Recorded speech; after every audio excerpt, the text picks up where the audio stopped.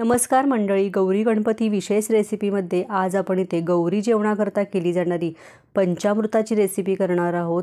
गौरी जेवणाच्या दिवशी नैवेद्याच्या ताटामध्ये पंचामृताची रेसिपी आवर्जून केली जाते।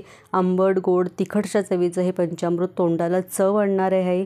चला मग लगेच सुरुवात करूया। त्यासाठी इथे मी पाव वाटी तीळ घेतलेले आहेत, 1 चमचा मी जिरे घेतलेत, 1 चमचा धणे घेतलेत। तिन्ही जिन्नस आपल्याला भाजून घ्यायचे आहेत। सगळ्यात अगोदर कढई गॅसवरती गरम करून घेतली आहे आणि त्यामध्ये सगळ्यात अगोदर धणे आणि जिरे घातलेले आहेत।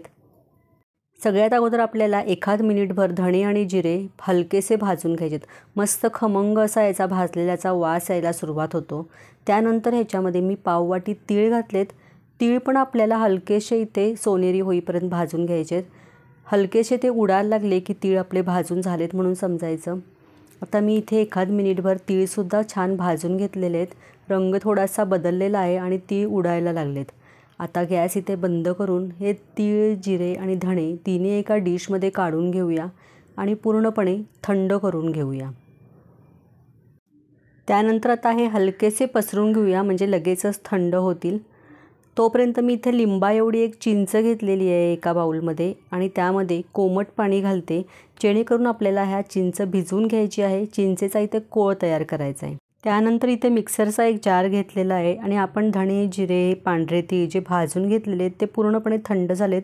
मिक्सरमधनं आता ते ग्राइंड करून घेऊया। हलकेसे जाडसर असे ग्राइंड करायचे। आता इथे ग्राइंड करून झालेले आहे। तुम्ही पाहू शकता हलकंसं हे रवाळ असं मी करून घेतलेलं आहे। आता एका दुसऱ्या वाटीत मी हे काढून घेते। त्यानंतर पुन्हा त्याच मिक्सरच्या जारमध्ये मी इथे अर्धा वाटी भाजलेले शेंगदाणे घेतलेत आणि आता हे हलकेसे जाडसर असे ग्राइंड करून घेते। या प्रकारे आता हे जाडसर असे ग्राइंड करून घेतलेले आहेत। त्यानंतर गॅसवरती एक कढई गरम करून घेतली, त्याच्यामध्ये 1 टेबलस्पून तेल घातलेलं आहे। अर्धा चमचा ह्याच्यामध्ये मोहरी घातलेली आहे। मोहरी चांगली तडतडायला लागली आहे। त्यानंतर ह्याच्यामध्ये अर्धा चमचा मी मेथी दाणा घातलेला आहे। मेथी दाण्याचा स्वाद ह्या पंचामृताला खूप छान लागतो। त्यानंतर एक 2 ते 3 हिरव्या मिरच्या मी चिरून घेतलेल्या आहेत आणि त्या घातलेल्या आहेत। तुम्हाला तिखट किती आवडतं त्याप्रमाणे तुम्ही इथं मिरचीचा वापर करा। चांगली परतून घेतली आहे मिरची। त्यानंतर ह्याच्यामध्ये भरपूर कढीपत्ता घातलेला आहे फ्रेश असा आणि त्यानंतर एक पाव वाटी होईल एवढे मी सुक्या खोबऱ्याचे काप घातलेले आहेत। तुम्ही इथं ओल्या खोबऱ्याचे कापसुद्धा वापरू शकता आणि चांगले हे फोडणीमध्ये परतून घ्यायचे आहेत आपल्याला व्यवस्थितपणे। मिरचीचा मस्त वास याच्यामध्ये, कढीपत्त्याचा वास खूप छान येतो अगदी। हिंग घातला 1 पाव चमचा आणि पुन्हा मिक्स करून घ्यायचं।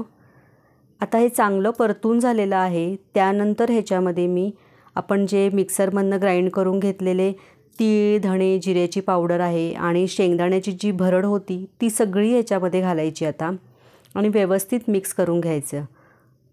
आता हे सगळे जिन्नस भाजलेले आहेत त्याच्यामुळे त्याची टेस्ट खूप छान येते। तिळाचा वास मस्त लागतो ह्याच्यामध्ये। त्यानंतर आपण जी चिंच भिजत ठेवली होती त्याचा असा कोळ करून घेतलेला आहे, म्हणजे चिंच चांगली हाताने क्रश करून घ्यायची आणि जे पाणी आहे चिंचेचं ते सगळं ह्याच्यामध्ये घालायचं। थोडंसं हलकंसं मिक्स करून घ्यायचं हे आता। त्यानंतर आता ह्याच्यामध्ये गूळ घातलेला आहे। एक 2 चमचे होईल एवढा मी गूळ इथे घातलेला आहे। चवीनुसार ह्याच्यामध्ये मीठ घालायचं आहे।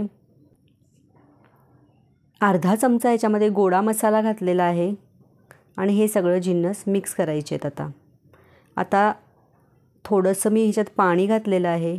एक पाव ग्लास होईल एवढं पाणी घातलेलं आहे। हे जसं जसं उकळेल नाही का तसं ते अगदी घट्टसर असं होत जातं। झाकण ठेवून ना एक चांगली उकळी येऊ द्यायची।